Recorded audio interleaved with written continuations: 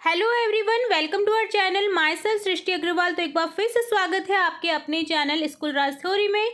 यहाँ पर हम देख रहे थे क्लास 6 के सब्जेक्ट साइंस के chapters with explanation and question answers. तो हमने अध्याय 3 तक कंप्लीट सॉल्यूशन देख लिया है, प्रत्येक चैप्टर का एक्सप्लेनेशन वीडियो देखा है, देन उसके सभी क्वेश्चन आंसर्स देखे हैं प्रत्येक पार्ट के। तो अगर आपने किसी कारणवश कोई भी वीडियो मिस कर दिया है तो प्लीज़ एक बार चेकआउट करें हमारी प्लेलिस्ट को, या फिर आप देख सकते हैं डिस्क्रिप्शन बॉक्स में लिंक मिल जाएगी, वहाँ से भी। यहाँ पर हम स्टार्ट करेंगे अध्याय 4, चुंबकों को जाने। तो चलिए शुरू करते हैं। रेशमा केरल के एक तटवर्ती नगर में रहती है और लघु कहानियाँ लिखने में उसकी बहुत रुचि है। तटवर्ती नगर जो समुद्र के किनारे रहते हैं। उसकी दादी को उसके द्वारा लिखी गई कहानियाँ सुनना बहुत पसंद है, इसलिए वह अपनी दादी के 60 जन्मदिन पर उन्हें सुनाने के लिए एक नई कहानी लिख रही है। रेशमा की लिखी यह कहानी पुराने दिनों में व्यापार के लिए केरल के मसाले ले जाने वाले एक जहाज पर आधारित थी। उसे इस बात की जानकारी थी कि उस दिनों नाविक रात में रास्ता जानने के लिए तारों की स्थिति का उपयोग करते थे, लेकिन उसकी कहानी में एक ऐसी स्थिति आई जिसमें नाविक जो है एक रात तूफान में फंस गए। उसी तूफानी रात आकाश में बादल छाए हुए थे और कोई तारा दिख नहीं रहा था। रेशमा अपनी कहानी को आगे नहीं बढ़ा सकी क्योंकि उससे नाविकों के लिए दिशा पता करने का कोई उपाय नहीं सूझ रहा था कि वो कैसे पता करे कि कौन सी दिशा किस साइड में है। तो वो भटक जाते हैं समुद्र में।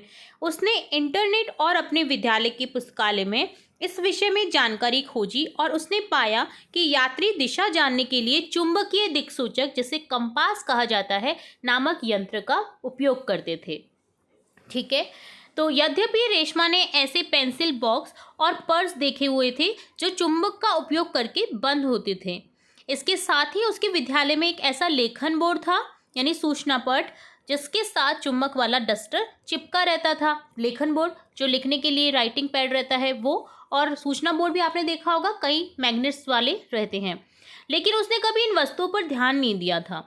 इस खोजबीन के पश्चात उसमें चुंबक व चुंबकीय दिक्सूचक के बारे में और अधिक जानने की जिज्ञासा, यानी जानने की इच्छा उत्पन्न होती है। तो रेशमा जानना चाहती है कि ये क्या होते हैं, किस तरह काम करते हैं। ठीक है, तो यहाँ पर काफ़ी सारी चीज़ें आपको दिखाई दे रही है, कुछ सामान्य वस्तु जिनमें चुंबक लगे होते हैं। ठीक है, जैसे आप पेंसिल बॉक्स को देखिए, उसमें चुंबक के कारण वो बंद होता है। इसी तरह से अलमीरा में रहता है मैग्नेट, फ्रीज में रहता है, फ्रीज के ऊपर जो हम छोटे छोटे से चिपकाते हैं वो भी मैग्नेट्स होते हैं। पुराने समय में नाविकों द्वारा उपयोग किए जाने वाले चुंबक प्राकृतिक रूप से पाए जाने वाले चुंबक थे, जो एक्चुअल में चुंबक हुआ करते थे। उन्हें चुंबक पत्थर के नाम से जाना जाता था, जिसकी खोज प्राचीन काल में हुई थी। समय बीतने के साथ लोगों को पता चला कि लोहे के टुकड़ों से भी चुंबक बनाए जा सकते हैं। आजकल हमारे पास विभिन्न पदार्थों से बने चुंबक उपलब्ध हैं। जो चुंबक आप विद्यालय की प्रयोगशाला में देखते हैं, लैब में देखते हैं, और जो पेंसिल बॉक्स, स्टिकर व खिलौनों में उपयोग किए जाते हैं, वो एक्चुअल चुंबक नहीं होते, वो बनाए जाते हैं लोहे के टुकड़े से। ठीक है, वे सभी कृत्रिम चुंबक हैं। चुंबक विभिन्न प्रकार के हो सकते हैं। इनमें से देखिए कुछ 4.2 जो आपका चित्र है इसमें दिखाए गए, जैसे छड़ चुंबक होता है, यू आकार चुंबक होता है, वलय चुंबक होता है। तो यहाँ क्वेश्चन दिया हुआ है इस चैप्टर का, क्या चुंबक केवल कुछ विशेष पदार्थों से बनी वस्तुओं पर ही चिपकते हैं? तो आंसर देखेंगे इस क्वेश्चन का। यहाँ पर जो इस चैप्टर में जितने भी इस चैप्टर के अंदर अंदर जो क्वेश्चन आए हैं वो हम एक्सप्लेनेशन के साथ ही देखेंगे, और जो अभ्यास कार्य है वो नेक्स्ट पार्ट में देखेंगे। ठीक है, इससे आपको पूरा चैप्टर भी अच्छे से समझ आ जाएगा और चैप्टर के क्वेश्चन आंसर्स भी आपको अच्छे से समझ आ जाएंगे, और जो अभ्यास कार्य है वो भी अच्छे से समझ आ जाएगा। ठीक है, तो यहाँ पर क्वेश्चन है, क्या चुंबक केवल कुछ विशेष पदार्थों से बनी वस्तुओं पर ही चिपकते हैं? तो आंसर लिखेंगे हाँ। चुंबक कुछ पदार्थों को आकर्षित करता है। जो पदार्थ चुंबक की ओर आकर्षित होते हैं उन्हें चुंबकीय पदार्थ कहते हैं, जैसे लोहा, निकेल, कोबाल्ट। अब देखिए प्लास्टिक तो नहीं चिपकेगा, है ना। इसी तरह से बहुत सारी चीज़ें होती है जो नहीं चिपकती है, जैसे स्टील होता है वो नहीं चिपकता, है ना, लकड़ी नहीं चिपकती। तो बहुत सारी ऐसी चीज़ें होती है जो नहीं चिपकती, और कुछ चीज़ें ऐसी होती है जो चिपक जाती है, जैसे लोहा, निकेल, कोबाल्ट। जो पदार्थ चुंबक की ओर आकर्षित नहीं होते उन्हें अचुंबकीय पदार्थ कहते हैं, जैसे लकड़ी, कागज, रबर। धातुएं जैसे एल्यूमिनियम, पीतल, तांबा, सोना, सीसा व चांदी अपनी स्वाभाविक अवस्था में चुंबक को आकर्षित नहीं करते हैं। ठीक है, तो ये इसका आंसर हो गया। अगला देखिए, आपको कुछ क्रियाकलाप बताए गए हैं 4.1 में। 4.1 चुंबकीय और अचुंबकीय पदार्थ के बारे में अब हम जानेंगे। क्रियाकलाप 4.1 में है, आइए खोज करें। विभिन्न पदार्थों से कुछ वस्तुएं और एक चुंबक लें। पूर्वानुमान लगाए कि कौन सी वस्तुएं चुंबक से चिपक जाएंगी। अपना पूर्वानुमान तालिका 4.1 में अंकित करें। अब अपने हाथ में एक चुंबक पकड़े और उसे एक एक करके सभी वस्तु के पास ले जाए। अवलोकन करिए कौन सी वस्तु चुंबक से चिपक रही है। चित्र नंबर 4.3 में दिखाया गया है। आगे अपने अवलोकनों को तालिका 4.1 में अंकित करें। देखिए चीजें हैं यहाँ पर, तो कैसे पता लगाएंगे? चुंबक से आकर्षित करके। ठीक है, यहाँ पर ग्लास है, पिन है, तार है, चाबी है, शॉर्पनर है, लकड़ी की कुछ ईयरबड्स है, माचिस की डिब्बी है, कील है, कैंची है, कलर है प्लास्टिक का, लकड़ी का बोर्ड है, स्टेपलर है, स्केल है, मोमबत्ती है, रुमाल है। तो यहाँ पर ये विभिन्न चीज़ें दे रखी हैं। अब आपको क्या करना है? दी गई तालिका में इसे फिल करना है। जो 4.3 में दी गई चीज़ें हैं उनके बारे में आपको पता लगाना है और यहाँ पर फिल करना है कि वस्तु का नाम क्या है, पदार्थ जिससे वह बनी है, जैसे प्लास्टिक, लकड़ी, कांच, लोहा, और चुंबक द्वारा आकर्षित होती है, हाँ या ना। पूर्वानुमान में बताना है और अवलोकन करके बताना है। ठीक है, अब यहाँ पर दो चीज़ें आपको दे रखी है, जैसे पेंसिल, इरेजर, जो कि बनी होती है पेंसिल लकड़ी से और इरेजर बना होता है रबर से। तो क्या ये चिपकेगा? नहीं चिपकेगा, क्योंकि ये अचुंबकीय पदार्थ है। तो देखिए इस तरह से हम इसे फिल करेंगे। ये देखिए, पेंसिल लकड़ी से बनी होती है, चुंबक से नहीं चिपकेगी, नहीं चिपकती है। अवलोकन ये हुआ कि नहीं चिपकती है। इरेजर रबर, जो कि प्लास्टिक से रबर से बना होता है, ये भी चुंबक से नहीं चिपकेगा, तो सेम की सेम लाइन आ जाएगी और नहीं चिपकती है, अवलोकन में लिख देंगे। चाबी लोहा या स्टील दोनों की हो सकती है, तो अगर लोहे की होगी तो चुंबक से चिपकेगी और अवलोकन ये होगा कि चिपकती है। प्लास्टिक का स्केल प्लास्टिक का होता है, चुंबक से नहीं चिपकेगा, नहीं चिपकता है। ठीक है, सिक्का धातु जैसे लोहा, निकल यदि पुराना है तो चुंबक से चिपक जाए। इसमें कंडीशन है, अगर नए वाले जो सिक्के अभी आ रहे हैं वो नहीं चिपकेंगे, बट जो पुराने सिक्के हुआ करते थे वो चिपक जाएंगे। ठीक है, तो यहाँ पर नहीं भी हो सकता है और हाँ भी हो सकता है। कील लोहे की बनी होती है, चुंबक से चिपकेगी, चिपकती है, अवलोकन हो जाएगा। कागज कागज का बना होता है, चुंबक से नहीं चिपकेगा, नहीं चिपकता है। ठीक है, तो इस तरह से आपको ये तालिका फिल करनी थी। अगला देखेंगे, क्या आप पूर्वानुमान सभी वस्तु के लिए सही था? आपको जानना है कि आपका जो पूर्वानुमान था वो सभी वस्तु के लिए सही था। कौन सी वस्तुएं चुंबक से चिपक जाती हैं, आप क्या निष्कर्ष निकाल सकते हैं? ठीक है, तो यहाँ पर आपने निष्कर्ष निकाल ही लिया है इस तालिका से कि कौन सी वस्तुएं चिपकेंगी और कौन सी नहीं। इस क्रियाकलाप से हमें पता चलता है कि कुछ वस्तुएं चुंबक की ओर आकर्षित हुई और उससे चिपक गई, जबकि अन्य वस्तुएं आकर्षित नहीं हुई। वे पदार्थ जो चुंबक की ओर आकर्षित होते हैं चुंबकीय पदार्थ कहलाते हैं। लोहा एक चुंबकीय धातु है। इसके अलावा निकेल, कोबाल्ट भी चुंबकीय धातुएं हैं। अन्य धातुओं के साथ इनके कुछ संयोजन भी चुंबकों की ओर आकर्षित होते हैं। जो पदार्थ चुंबक की ओर आकर्षित नहीं होते हैं वो अचुंबकीय पदार्थ कहलाते हैं। ठीक है, तो देखिए जो तालिका दी थी उसमें कौन सी वस्तु अचुंबकीय पाई गई वो आपको देखना है। अब देखिए क्वेश्चन यहाँ पर है, क्या चुंबक के सभी भाग चुंबकीय पदार्थों को समान रूप से आकर्षित करते हैं? तो आंसर लिखेंगे नहीं, चुंबक के सभी भागों में समान चुंबकीय शक्ति नहीं होती है। एक बार चुंबक में चुंबकीय क्षेत्र ध्रुवों पर सबसे अधिक, मध्य भाग में सबसे कम, बीच में। आप देखिएगा चुंबक को जब हम किसी लोहे के पास में लेके जाते हैं तो वो किनारे से चिपकता है, ना कि बीच से। ठीक है, बीच से इतना भार नहीं लगेगा आपको जितना किनारे पे वो आकर्षित करेगा ज़्यादा। तो मध्य भाग में कम होता है चुंबकीय क्षेत्र और किनारों पर ज़्यादा। तो ये इसका आंसर हो गया। अगला देखिए, आपको यहाँ पर दे रखा है एक छड़ दे रखी है, छड़ चुंबक, जिसमें क ख ग दे रखा है, नॉर्थ और साउथ दे रखा है, उत्तर और दक्षिण। स्टील पिनों का ढेर दे रखा है। तो चुंबक के ध्रुवों पर चुंबकीय क्षेत्र अधिक होता है, इसलिए वे चुंबकीय पदार्थों को अपनी और अधिक मजबूती से खींचते हैं। क्योंकि किनारे पर अधिक होता है तो इसलिए वो ज़्यादा अच्छे से खींच पाते हैं। ठीक है, अब यहाँ पर क्रियाकलाप 4.2 में देखेंगे। आइए जांच करते हैं हम इस चीज़ की। कागज की एक शीट पर थोड़ा सा लोहे रेतन, यानी लोहे के बहुत छोटे छोटे से जो टुकड़े होते हैं उनको फैलाना है। लोहे तन के ऊपर एक छड़ चुंबक रखें, कागज को थपथपाएं। ध्यान से देखें लोहा रेतन का क्या होता है। क्या लोहा रेतन के चुंबक से चिपकने के तरीके में विशेष बात देखते हैं? क्या लोहा रेतन पूरे चुंबक का पर समान रूप से चिपक जाता है? लोहे रेतन यानी लोहे की रेत के समान कुछ जो बुरादा होता है लोहे का वो समझ लीजिए आप इसे, ठीक है। या फिर कुछ जगहों पर अधिक चिपकता है।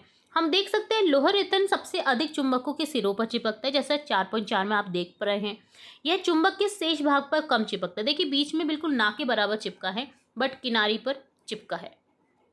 बीच में भी चिपकेगा बट इतना नहीं चिपकेगा जितना किनारे पर चिपकेगा। कोई भी बुरादा हो जाए या आप छोटी छोटी पिनें ले लीजिए लोहे की, उनको देख लीजिए प्रयोग करके, ठीक है। तो यदि हम इस क्रियाकलाप को अन्य आकार के चुंबकों के साथ दोहराए तो क्या हमें यही परिणाम होगा? तो देखिए देखेंगे इस क्वेश्चन का भी आंसर। जी हाँ, परिणाम यही होगा, क्योंकि जो भी वस्तुएं होती हैं लोहे की बनी हो या किसी भी चीज़ की बनी हो, वो किनारी पर ज़्यादा अधिक चिपकेंगी और बीच में कम, ठीक है। आप ये प्रयोग अपने घर पे आराम से कर सकते हैं इजी वे में।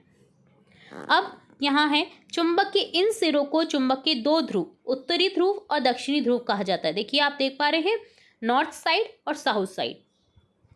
लोह रेतन का अधिकांश भाग किसी भी आकार के चुंबक के ध्रुवों पर चिपक जाता है। किसी भी आकार के ध्रुव हो, किसी भी आकार का चुंबक हो उसके ध्रुवों पर वो चिपक जाता है। एक ध्रुव वाला चुंबक प्राप्त करना संभव नहीं है। ऐसा हो ही नहीं सकता कि कोई आपको एक ध्रुव वाला चुंबक प्राप्त हो, ठीक है। उसका नॉर्थ और साइड तो होगा ही, चाहे वो गोल ही हो।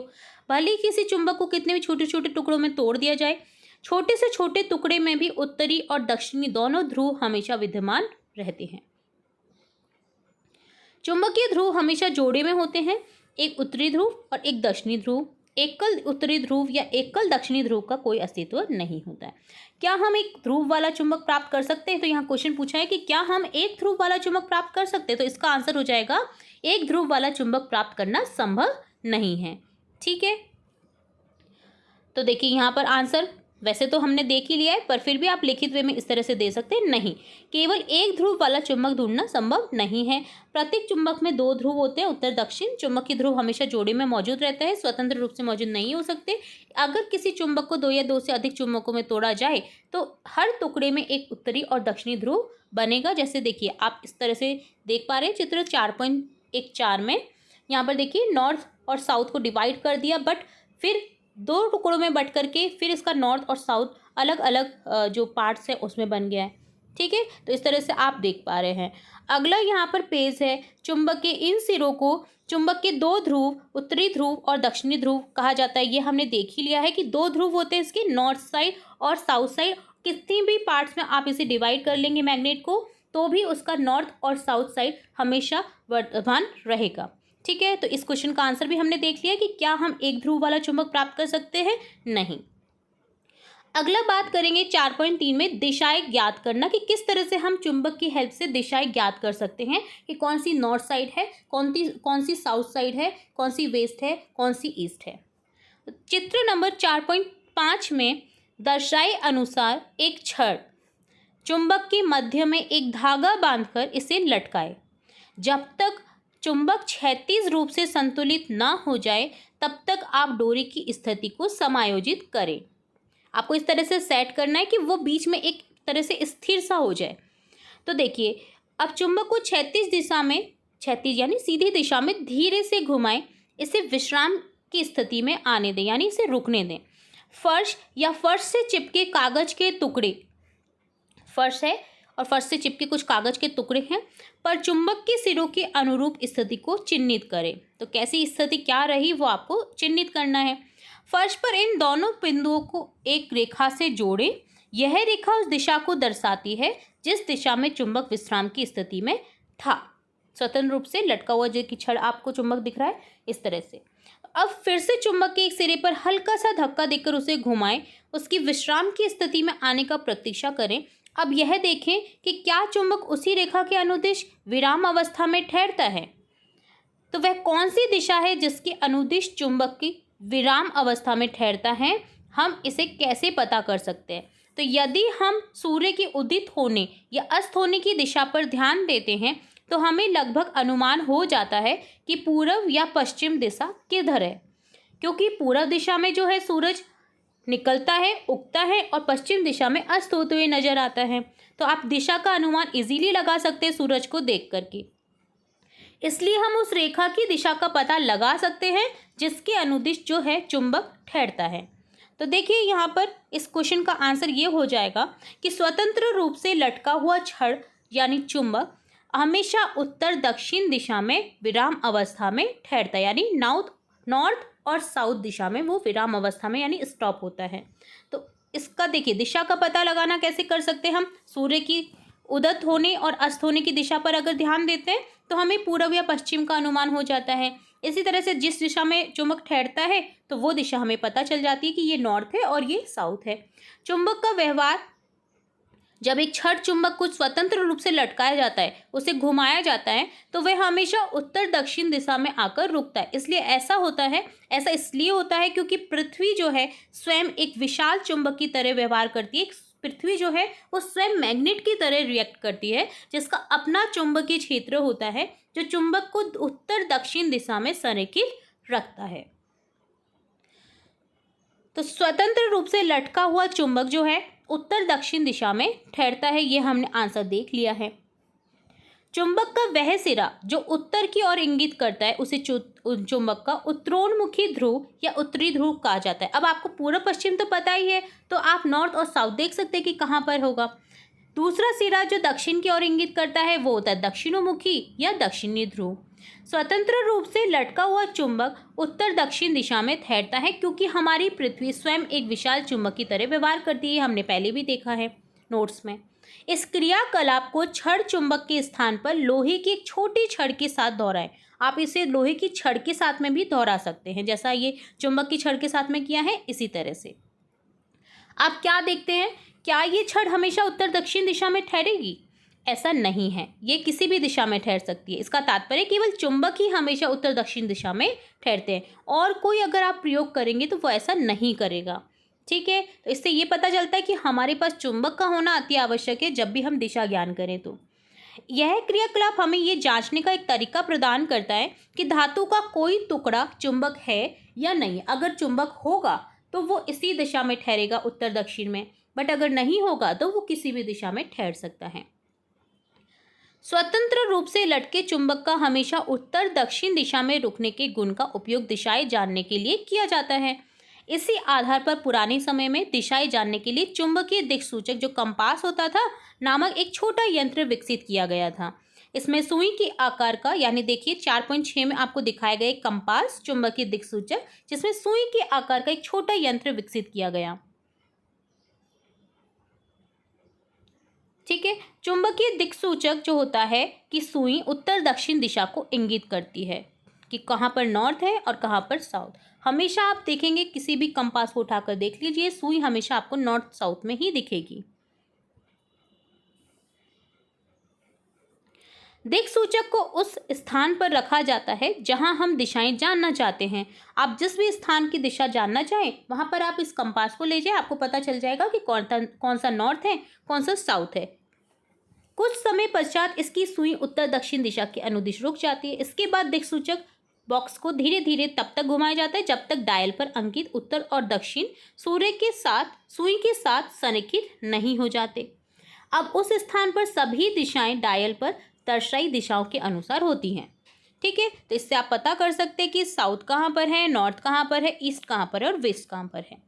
चुंबकीय दिक्सूचक यानी कंपास जो होता है सामान्यतः एक छोटा वृत्ताकार बॉक्स होता है जिस पर कांच का आवरण होता है, जैसा कि चित्र 4.6 में दिखाया गया है। आप देख पा रहे हैं कि कंपास किस तरह से नजर आता है। सुई के आकार का एक चुंबक बॉक्स के तल पर खड़ी एक पिन पर लगा होता है। यह चुंबकीय सुई पिन पर इस तरह से संतुलित होती है, यानी बैलेंस होती है, कि यह इस बिंदु के चारों ओर आसानी से गति कर सके, अर्थात स्वतंत्र रूप से घूम सके। सुई का वह सिरा जो उत्तर में रहता है सामान्यतः लाल रंग से रंगा जाता है और सुई के नीचे एक डायल होता है जिस पर दिशाएं अंकित की जाती हैं। तो यहाँ क्वेश्चन पूछा जा रहा है, हम अपना चुंबकीय दिक्सूचक कैसे बना सकते हैं? क्या हम बना सकते हैं चुंबकीय दिक्सूचक? जी हाँ, बना सकते हैं। चुंबकीय दिक्सूचक बनाना बहुत ही ईजी है। आपको बस एक छोटा सा टुकड़ा चाहिए चुंबक का, पतली सी छड़ चाहिए, जिससे आप ये बना सकते हैं, जिसे कंपास भी बोला जाता है। तो देखिए, इस सुई को कॉक में क्षैतिज रूप से घुसाएं। देखिए आप कैसे बना सकते हैं वो मैं आपको बता देती हूँ। जो सुई होती है चुंबक की, उसको कॉक जो होती है उसमें क्षैतिज रूप से सीधे घुसाना है आपको। पानी से भरे कांच के कटोरे में कॉक इस तरह से तैराएं कि सुई हमेशा पानी के स्तर से ऊपर रहे, जैसा कि चित्र 4.7 ख में दिखाया गया है। ठीक है। यहाँ पर देखिए ये चित्र दिख रहा है, पानी से भरे कटोरे में एक दिक्सूचक सुई है।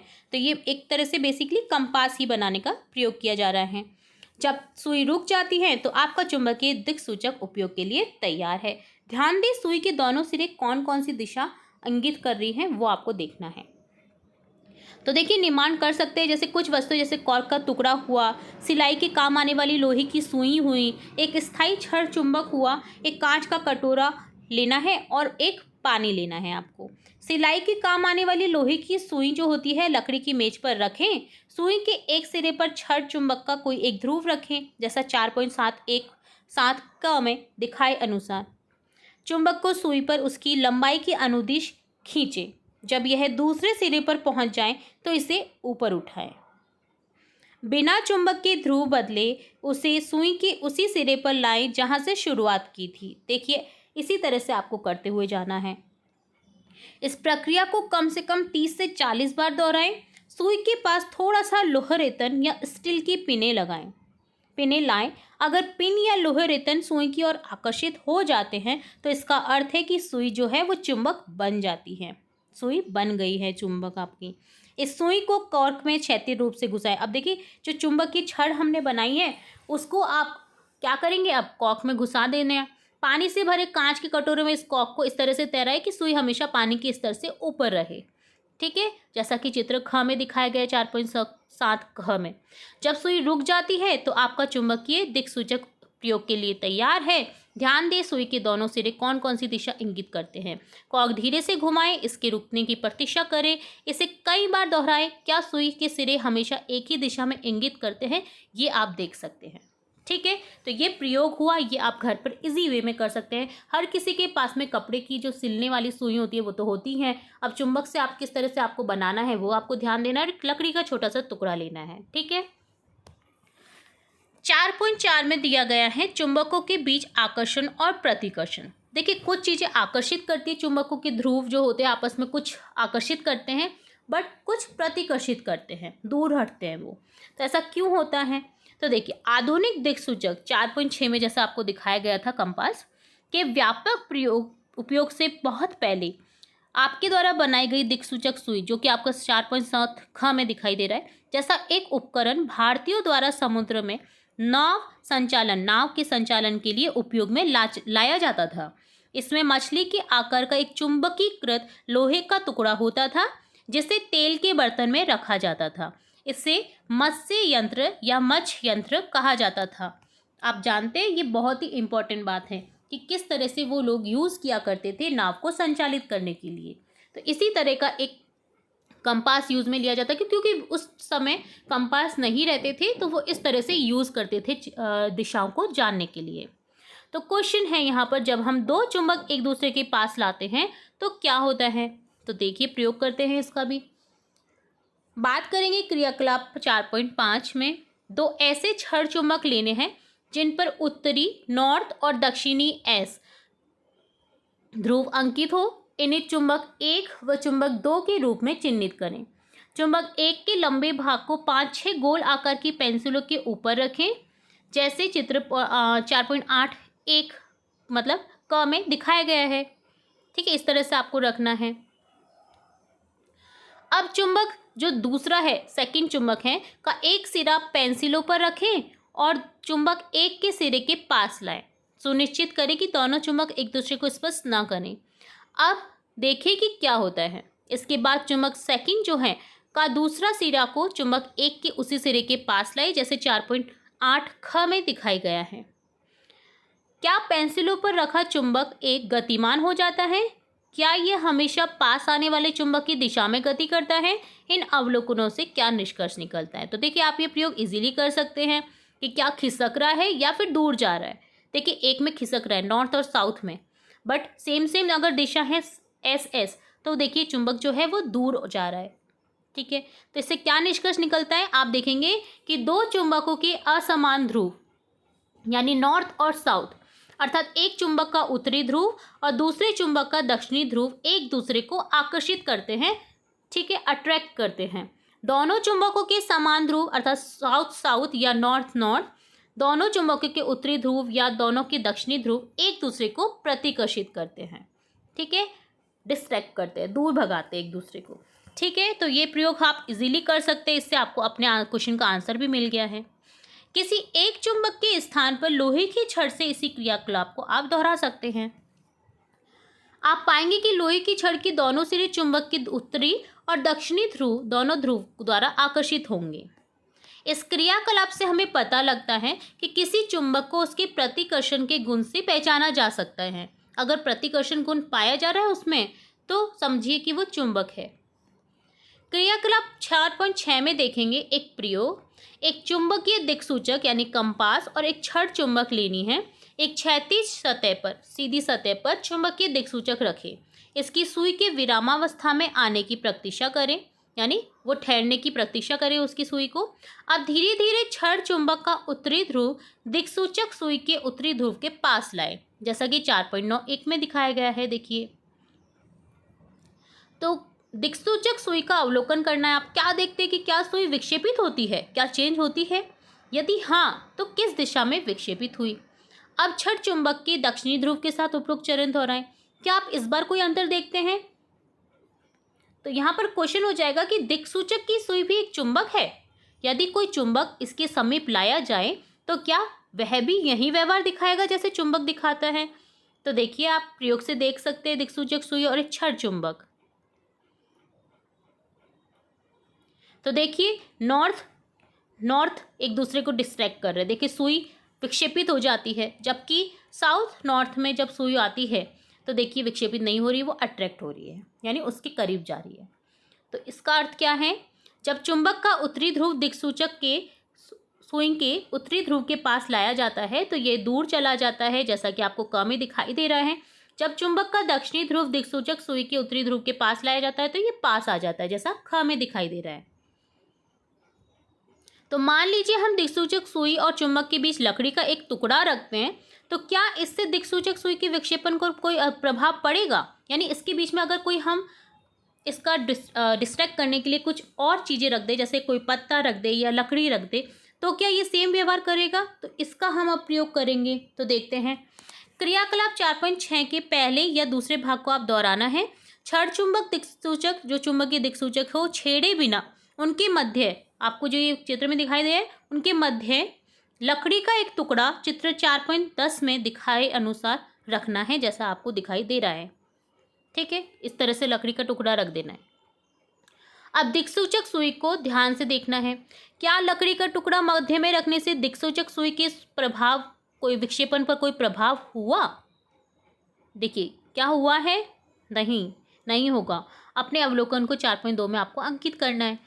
लकड़ी के टुकड़े के स्थान पर अब कार्डबोर्ड शीट, पतली प्लास्टिक शीट या पतली कांच की शीट रख करके उपयुक्त प्रक्रिया को आपको दोहराना है। तो जो अवलोकन है वो हम देखेंगे कि चुंबक और दिक्सूचक सुई के मध्य रखी गई सामग्री है जो नॉन चुंबकीय, ठीक है, अचुंबकीय पदार्थ को रखेंगे, जैसे लकड़ी, कार्डबोर्ड, प्लास्टिक, कांच अचुंबकीय पदार्थ है। अवलोकन क्या निकलेगा कि दिक्सूचक सुई के विक्षेपण पर कोई प्रभाव नहीं पड़ेगा, सुई वैसा ही इंगित करेगी जैसा पहले कर रही थी। जब चुंबक और दिक्सूचक सुई के मध्य उपयुक्त उल्लेखित किसी भी सामग्री की शीट रखी जाती है तो सुई के विक्षेपण में कोई विशेष परिवर्तन नहीं देखने को मिलता। इसलिए हम ये निष्कर्ष निकाल सकते हैं कि चुंबकीय प्रभाव अचुंबकीय पदार्थों के भीतर से होकर उनके पार जा सकता है। ठीक है, अगला देखिए, हम करेंगे 4.5 में चुंबकों के साथ मनोरंजन, किस तरह से हम खेल कर सकते हैं उनके साथ। चुंबकों के बारे में जानने के बाद रेशमा जो है वो बहुत उत्साहित थी, खुश थी। उसने अपने विद्यालय के मेले में चुंबकों का उपयोग करके कुछ रोचक क्रियाकलाप आयोजित करने का निर्णय लिया। आप भी इन्हें अपने लिए बनाने की कोशिश कर सकते हैं और कुछ अन्य रोचक वस्तुएं बनाने पर भी विचार कर सकते हैं। क्या हम चुंबकों का प्रयोग करके एक माला बना सकते हैं, जैसा कि 4.11 में दिखाया गया है कि क्या इस तरह से हम बना सकते हैं? तो देखिए, ये आपको प्रयोग करने से ही पता चलेगा। तो क्वेश्चन ये है कि चुंबक कुछ वस्तु को बिना छुए भी हिला सकता है। क्या ये आश्चर्यजनक नहीं है? हिला सकता है, क्योंकि चुंबक की जो ऐसे लोहे के कण हैं वो अट्रैक्ट होंगे चुंबक से और कुछ ना कुछ शेप में आ जाएंगे, जैसे जैसे आप उनके पास से दूर लेके जाएंगे। तो जैसे यहाँ पर एक प्रयोग हो रहा है, ठीक है। तो यहाँ पर क्या हम गत्ते की ट्रे के नीचे चुंबक को चलाकर स्टील की गेंदें भूल भुलैया से बाहर निकाल सकते हैं? जी हाँ, निकाल सकते हैं। हमने ये गेम बहुत बार खेला है। जब चुंबक लगा रहता है किसी गत्ते के नीचे, ऊपर की ओर अगर हमारी जो गोटियां हैं स्टील की, उन्हें हम हिला सकते हैं। क्या पानी में गिरे हुए स्टील के पेपर क्लिप को चुंबक का उपयोग करके हम अंगुली या चुंबक को गीला किए बिना बाहर निकाल सकते हैं? जी हाँ, अगर वो लोहे की होगी तो वो निकल जाएगी बाहर। तो दर्शाई गई दोनों कारों को पास में लाने पर क्या वे एक दूसरे की ओर तेजी से बढ़ेंगी या एक दूसरे से दूर भागेंगी? देखिए यहाँ पर आपको दिख रहा है, माचिस की डिब्बियों से बनी दो कारें हैं जिनके ऊपर छड़ चुंबक रखी गई है। तो अगर नॉर्थ साउथ होगा तो वो अट्रैक्ट करेंगी, और अगर साउथ साउथ या नॉर्थ नॉर्थ होगा तो वो दूर भागेंगी। तो कुछ चुंबकों में उत्तरी और दक्षिणी ध्रुव को एन और एस से चिन्हित किया जाता है। कुछ अन्य चुंबकों में उत्तरी ध्रुव सफेद बिंदु से दर्शाया जाता है। कभी कभी चुंबक के उत्तरी ध्रुव लाल रंग से और दक्षिणी ध्रुव नीले रंग से भी दर्शाए जाते हैं। ठीक है, तो यहाँ तो दूर भागेगी क्योंकि उत्तरी ध्रुव सफेद बिंदु से दर्शाया गया है। तो देखिए इस तरह से आपने देखा यहाँ पर काफ़ी सारे प्रयोग, ये आप अपने घर पर भी कर सकते हैं इजी वे में। अब देखेंगे कि चुंबकों को सुरक्षित कैसे रखें। हमारे पास मैग्नेट तो होते ही हैं, हम उन्हें सेफ कैसे रख सकते कि वो खराब ना हो। तो चुंबकों को सुरक्षित कैसे रखें? चुंबक कहता है मुझे ध्यान से देखो, मुझे जोड़ों में इस प्रकार रखो कि दोनों चुंबकों के विपरीत ध्रुव एक ही तरफ हों। दो चुंबकों के मध्य एक लकड़ी का टुकड़ा हो, सिरों पर नर्म लोहे के टुकड़े हों। देखिए नर्म लोहे के टुकड़े हो, लकड़ी का टुकड़ा हो, और इस तरह से दो छड़ें आपस में रख दीजिए। मुझे गरम मत करिए, गरम करने से वो खराब हो सकता है। गिराइए मत, मुझे हथौड़े से मत पीटिए, मुझे मोबाइल फ़ोन या रिमोट के पास मत रखिए। सावधानी ये करनी है आपको, मनोरंजन करना है, लेकिन चुंबकों को आपको ध्यान से देखना है कि वो किस तरह से सेफ रखे जा सकते हैं। अगर आप इस तरह से दिए गए प्रयोग से, जैसे नम लोहे के टुकड़े और लकड़ी का उपयोग करके आप इस तरह से रख रहे हैं, तो चुंबक काफ़ी लंबे समय तक सुरक्षित रहेंगे। बट उन्हें गर्म नहीं करना है, न गिराना है और न हथौड़े से पीटना है। अब यहाँ पर कुछ शब्द दिए गए हैं जो कि आपके चैप्टर से रिलेट हैं, चुंबक से रिलेटेड है और चैप्टर से रिलेट हैं। जहाँ पर आपको देखने को मिला आकर्षण, अट्रैक्शन, क्षण चुंबक जो सीधी पट्टी रहती है चुंबक की, चुंबकीय दिक्सूचक जिसे कंपास कहा जाता है, चुंबकीय पदार्थ जो चिपकते हैं चुंबक से, अचुंबकीय पदार्थ जो नहीं चिपकते जैसे कागज, रबड़, प्लास्टिक, चुंबक का उत्तरी ध्रुव नॉर्थ साइड, प्रतिकर्षण यानी डिस्ट्रैक्ट करना, वलय चुंबक, चुंबक का दक्षिणी ध्रुव साउथ साइड एस जिससे शो किया जाता है, यू आकार का चुंबक आपने देखा। और यहाँ पर कुछ निष्कर्ष निकाले हमने, निर्माण किए, प्रयोग किए, खोज करी, जांच करी, अवलोकन करा, पूर्वानुमान लगाया, नहीं पहले से अनुमान लगाया, और कुछ चीज़ें अंकित करी। ठीक है, तो ये कुछ शब्द थे आपके इस चैप्टर में आए हुए। अब बात अगर करी जाए तो संक्षिप्त में इस पूरे चैप्टर का सार इस तरह से हो जाएगा कि यहाँ पर क्या क्या कहा गया है कि क्या आप जानते चुंबक क्या होते हैं? ठीक है, चुंबक एक ऐसा पदार्थ है जो लोहे, निकिल, कोबाल्ट जैसे धातुओं को आकर्षित करता है। पुरातन काल में प्राकृतिक रूप से पाए जाने वाले चुंबकों का उपयोग किया जाता था, जिन्हें चुंबक पत्थर कहा जाता था। समय के साथ वैज्ञानिकों ने लोहे के टुकड़ों से कृत्रिम चुंबक बनाने की विधि खोजी। आज चुंबक विभिन्न आकारों में उपलब्ध है, जैसे छड़ चुंबक, यू आकार का चुंबक और वलय चुंबक। ये चुंबक हमारे रोजमर्रा के जीवन में उपयोग होते हैं, जैसे पेंसिल बॉक्स, स्टिकर और खिलौनों में। बात करी हमने चुंबकीय और अचुंबकीय पदार्थ की, जो सभी पदार्थ चुंबक से आकर्षित नहीं होते हैं, क्योंकि जैसे लोहा, निकिल, कोबाल्ट चुंबकीय होते हैं, यानी ये चुंबकीय और आकर्षित होते हैं, पर लकड़ी, प्लास्टिक और कांच जैसे पदार्थ चुंबकीय नहीं होते हैं, तो इन्हें अचुंबकीय पदार्थ कहा जाता है। इस अध्याय में हमने एक प्रयोग के माध्यम से भी इसकी पहचान करी कि चुंबकीयता की पहचान कैसे की जाती है, जिसमें उनके एक चुंबक के पास विभिन्न वस्तुओं को लाकर के देखना होता है कि कौन सी वस्तु चुंबक से चिपकती है। अगर चिपकती है तो वो चुंबकीय पदार्थ की वस्तु हैं, चुंबकीय वस्तुएं हैं, और नहीं चिपकती तो वो अचुंबकीय पदार्थ की वस्तुएं हैं। चुंबक के हमने ध्रुव की बात की, नॉर्थ और साउथ, एस और एन की। छोटे छोटे टुकड़ों में जब हम टुकड़ों को जब चुंबक को काटते हैं या तोड़ते हैं, तो हर टुकड़े में उत्तरी और दक्षिणी ध्रुव बन जाते हैं। चुंबक का ध्रुव वह स्थान होता है जहाँ चुंबकीय शक्ति सबसे ज़्यादा होती है। ठीक है, जैसे लोहे के कण का हमने प्रयोग करके देखा कि लोहे के कण जो है वो किनारे पर ज़्यादा चिपकते हैं बजाय मध्य भाग के। दिशाएं ज्ञात करी हमने, जैसे दिशाएं कैसे ज्ञात की जाती हैं कि चुंबक की सहायता से दिशाओं को पता लगाना संभव है, क्योंकि एक चुंबक को स्वतंत्र रूप से लटका दिया जाए तो वह हमेशा उत्तर दक्षिण दिशा में ही स्थिर रहता है, ठहरता है। इसका कारण यह है कि पृथ्वी स्वयं एक बड़ा चुंबक है। इसी सिद्धांत पर चुंबकीय दिशा सूचक अर्थात कंपास जो होता है वो काम करता है। एक छोटे चुंबक की सहायता से दिशाओं का संकेत देता है।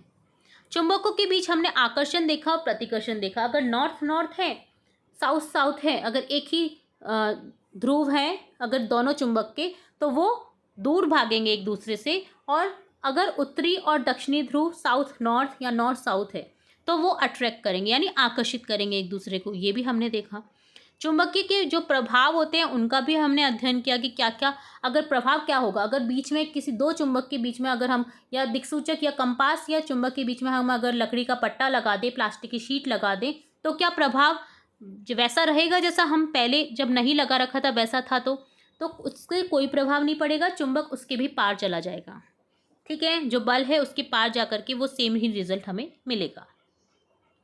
उपयोग देखा इसका, चुंबकों का हम उपयोग कहाँ कहाँ कर सकते हैं, मनोरंजन में, शैक्षिक गतिविधियों में।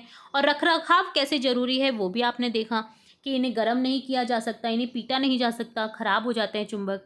ठीक है, तो इस तरह से यहाँ पर पूरा चैप्टर आपका डन होता है। लास्ट में आपको सारांश बताया गया है इस चैप्टर का, जो कि एक क्विक रिमाइंड है आपको इस चैप्टर से रिलेट। जैसे चुंबक के दो ध्रुव होते हैं, उत्तरी ध्रुव, दक्षिणी ध्रुव। चुंबकीय ध्रुव हमेशा उत्तरी ध्रुव और दक्षिणी ध्रुव के जोड़े में ही रहते हैं। एकल उत्तरी ध्रुव या एकल दक्षिणी ध्रुव का अस्तित्व नहीं होता है।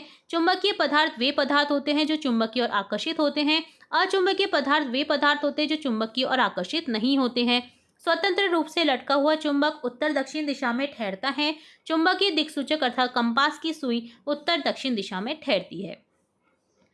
जब दो चुंबकों को एक दूसरे के समीप लाया जाता है, समान ध्रुव उत्तर उत्तर दक्षिण दक्षिण एक दूसरे को प्रतिकर्षित करते हैं, जबकि विपरीत ध्रुव उत्तर दक्षिण एक दूसरे को आकर्षित करते हैं। तो ये था कंप्लीट सार इस चैप्टर का। तो डन होता है आपका चैप्टर नंबर 4, चुंबकों को जाने, जिसमें हमने काफ़ी सारी इंटरेस्टिंग थिंग्स देखी चुंबक से रिलेटेड, क्योंकि चुंबक सभी को पसंद होता है, बचपन से ही लेकर के बड़ों तक की। ठीक है, तो ये था आपका चैप्टर का फुल एक्सप्लेनेशन। इस चैप्टर के सभी क्वेश्चन आंसर्स हम स्टार्टिंग से लेकर के एंड तक सेकंड पार्ट में देखेंगे। तो जुड़े रहना है आपको हमारे चैनल के साथ। अगर वीडियो पसंद आए तो वीडियो को लाइक करें, कमेंट कर दिया करें कि वीडियो कैसा लगा आपको, और इसी के साथ चैनल को सब्सक्राइब करें, बेल आइकन पर क्लिक करना बिल्कुल ना भूलें, ताकि मैं नेक्स्ट वीडियो जब भी अपलोड करूं आपकी कक्षा से रिलेट तो तुरंत से नोटिफिकेशन आपको मिल जाए और तुरंत से आप उस वीडियो को देख पाएँ। फिर मिलेंगे नए वीडियो के साथ, तब तक के लिए धन्यवाद।